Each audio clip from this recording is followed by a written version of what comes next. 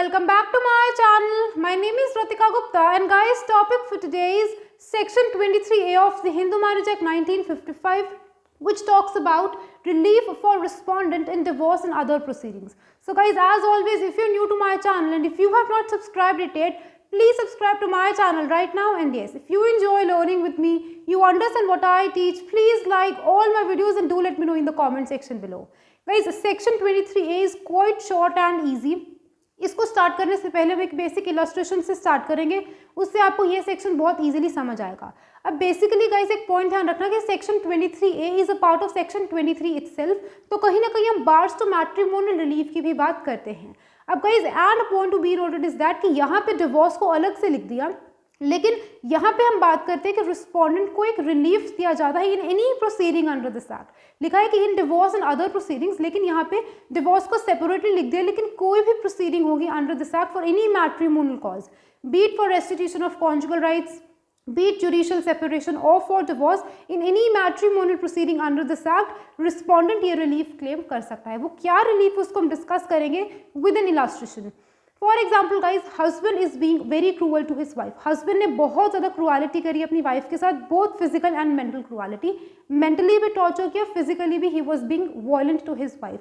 As a result of which, wife deserted her matrimonial house. It means guys, wife ने अपने matrimonial home को dessert खुद नहीं किया, हस्बैंड वाज द कॉज वो he was the real cause behind her deserting that matrimonial home. या आप बोल सकते हो कि husband drove his wife away, उसने अपनी वाइफ को अपने घर से भगा दिया अपने खुद के एक्ट के कारण. अब यहाँ पे गाइज अगर वो हस्बैंड कोर्ट ऑफ लॉ में जाता है एज अ पिटिशनर, वो पिटिशन फाइल करता है और वो कोर्ट में बोलता है कि since my wife she deserted me, वो मेरे घर को छोड़ के अपने मैट्रिमोनियल होम को छोड़ के भागी विदाउट एनी कॉज, इसीलिए मुझे डिवोर्स ग्रांट कर दिया जाए under section 13 subsection 1.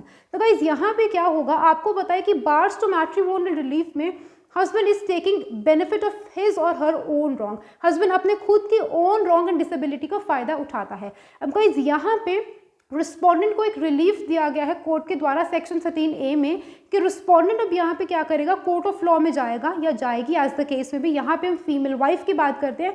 This respondent, this women, this wife shall go to the court of law और वो कोर्ट को अफर्मेटिवली सेटिस्फाई करेगी, समहाउ वो प्रूव करेगी कि उसने अपने मैट्रिमोनियल होम को विदाउट रीजनेबल कॉज नहीं छोड़ा. उसने घर को इसीलिए छोड़ा because his husband was being very cruel to that wife. और वो इतना ज़्यादा वेट कन्विंसिंग, इतना ज़्यादा ग्रेव और इतना ज़्यादा वेटी होना चाहिए कि reasonably she could not be expected to cohabit with the petitioner. और अगर उसके साथ वो रहती तो it was injurious to her own life, इसीलिए he drove her away and she did not left it without any reasonable cause. अब यहाँ पे गाइज अगर ये वाइफ कोर्ट को अफर्मेटिवली सेटिस्फाई कर देती है और इस चीज़ को प्रूव कर देती है, तो यहाँ पे क्या होगा, हस्बैंड के पिटिशन को बार लग जाएगा, यानी कि he will be barred to a matrimonial relief of divorce claimed by the husband on the ground of wife's desertion, क्योंकि he himself is taking benefit of his own wrong or disability. I hope आपको ये point clear हो चुका है. तो यहाँ पे guys यही रिलीफ की बात की गई है सेक्शन 23A में कि it is a relief to a respondent. Respondent को एक रिलीफ मिलता है जब वो क्या करता है, पिटिशनर को अपनी पिटिशन फाइल करने से रोकता है. पिटिशन फाइल करने से नहीं रोकेगा, मैट्रिमोनियल रिलीफ जो क्लेम किया गया उस पिटिशन में उससे रोकेगा on the ground of petitioner's own adultery इस क्रूअलिटी और डिजर्शन. आपको मैंने एग्जांपल दी क्रूअलिटी की, लेकिन यहाँ पे एडल्ट्री या फिर डिजर्शन का भी पॉइंट आ सकता है. So on the ground of petitioner's own adultery, cruelty और डिजर्शन, यहाँ पे रिस्पोंडेंट क्या कर सकता है, पिटिशनर को बार कर सकता है to that matrimonial relief, to whatsoever matrimonial relief under any section अगर पिटिशनर ने क्लेम किया. सो ये सबसे पहला रिलीफ तो ये मिलता है रिस्पोंडेंट को कि वो अपने खिलाफ डिक्री आने से कोर्ट को रोक लेता है. यानी कि वाइफ के खिलाफ डिक्री आ जाती अगर वाइफ ये प्रूफ ना कर पाती कि husband was the real cause for her living the matrimonial cause. पहला रिलीफ तो ये मिलता है.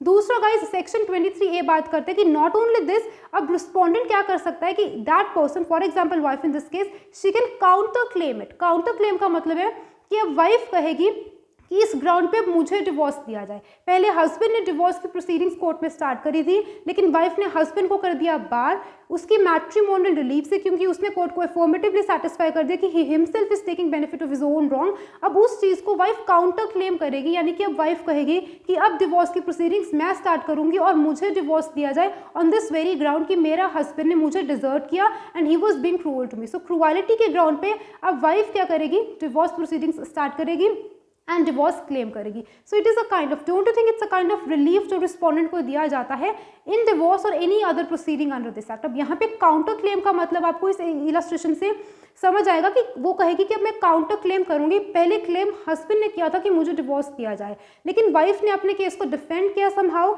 बार्स बनाए, हस्बैंड को गिल्टी ठहराया for adultery, cruelty and desertion. Court में फॉर्मेटिवली उसको सेटिस्फाई किया, प्रूफ किया. Now she counter claimed it कि अब आई विल क्लेम इट. पहले उसने क्लेम किया, अब मैं काउंटर क्लेम करूंगी कि अब मुझे डिवोर्स दिया जाए on so and so ground. आपको मैंने एग्जांपल क्रुएलिटी की दी, लेकिन एडल्ट्री एंड डिजर्शन भी यहाँ पे आ सकते हैं. So this is called counter claim. इसको काउंटर क्लेम करना बोलते हैं. So guys this is all about section 23 जो बात करता है relief for respondent in divorce और एनी अदर मैट्रिमोनियल प्रोसीडिंग. तो यहाँ पे क्या होगा, अगर वाइफ अपने केस को अफर्मेटिवली सेटिस्फाई करती है तो कोर्ट उसको काउंटर क्लेम करने के बाद उसको उसी तरीके से डिवोर्स देगा had she been the petitioner in the original petition. अगर उस पिटिशन में वो पिटिशनर होती तो उसको उसी तरीके से डिवोर्स प्रोसीडिंग्स चलती, तो उसी तरीके से उसकी कोर्ट प्रोसीडिंग्स चलेंगी, क्योंकि she is definitely entitled to a matrimonial relief.